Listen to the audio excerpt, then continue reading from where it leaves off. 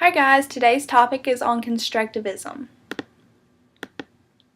We will discuss constructivism and its meaning, the founders of constructivism, traditional views of teaching and learning, and constructivism differences, and also the PAR model.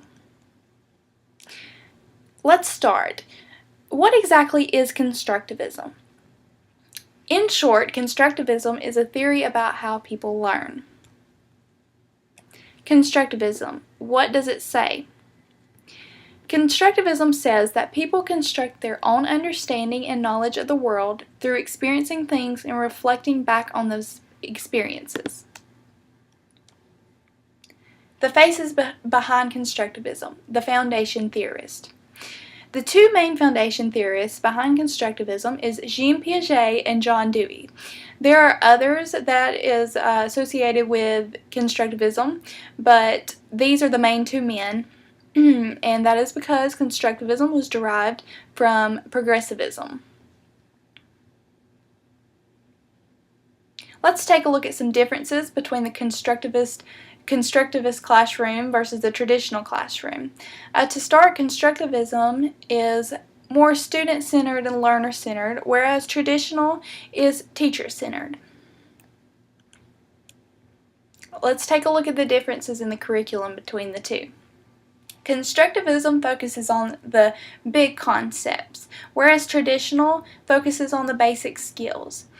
Constructivist curriculum is interactive, whereas traditional is repetitive. Let's look at some more differences in the curriculum between the two.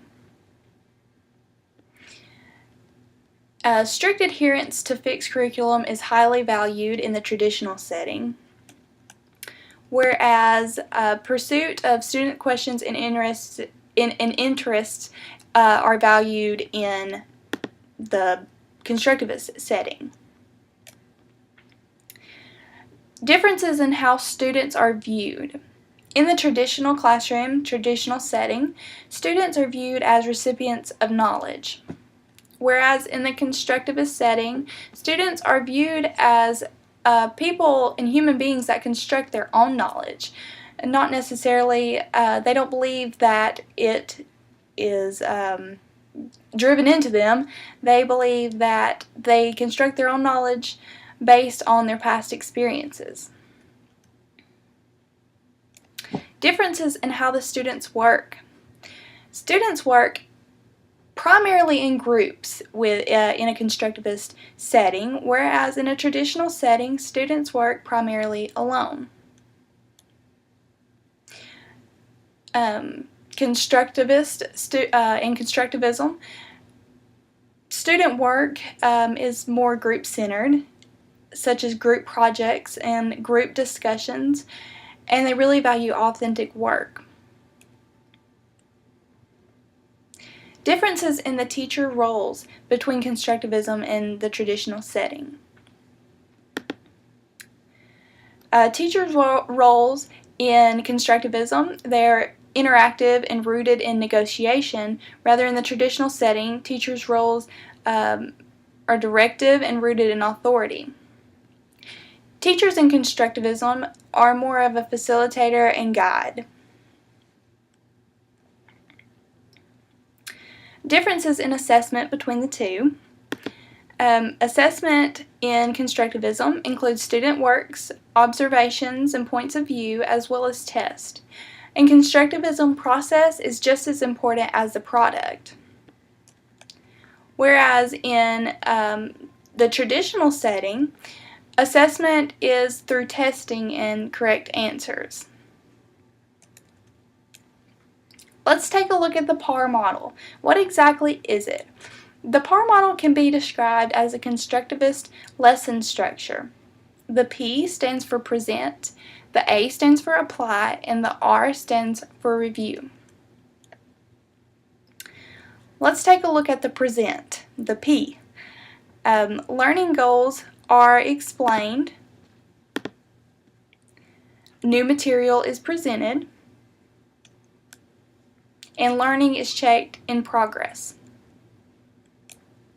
Some learning strategies are watching a teacher or student demonstration, watching videos, listening to teachers talk, teaching without talking strategies, independent learning, and also teaching by asking. Let's look at the A for apply.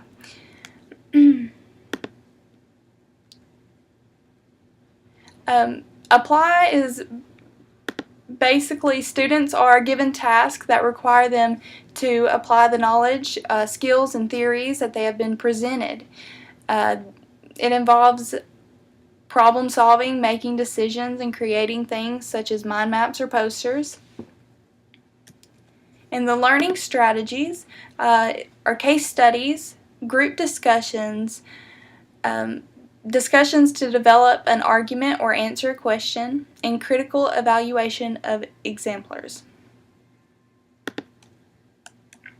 The R for review basically means what was to be learned is summarized and clarified with emphasis on the key points.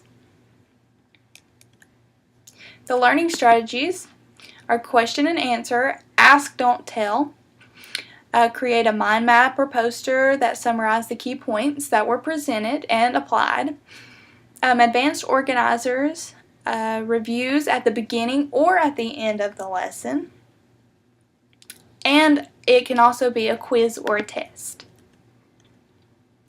The example I chose is a 6th grade history lesson on the Great Depression using the PAR model. To present the P part of PAR, I would first introduce the lesson on the Great Depression, and by that I mean explain to the students that they will be learning about the Great Depression, and also telling them what it is and starting instruction.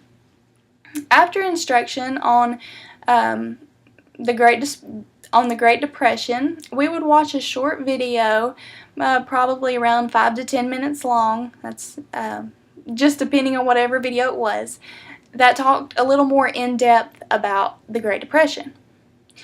After we watched the quiz, we would take a short quiz, not really a quiz, but I would present 2 or 3 questions about the video, just, to make sure they can apply that video. Now, to apply, we would do a group discussion on the causes and the effects of the Great Depression, because this is a very important part of learning about the Great Depression, is the causes and effects. The way we would review is we would get in groups and we would create a poster summarizing the key points. I would probably pair my students up into groups of 5 and let them have a large poster board, and they can define the Great Depression and summarize what I spoke about in class and what the video spoke about. They could also summarize the causes and effects of the Great Depression. Well, I hope you enjoyed this presentation on Constructivism. Thank you.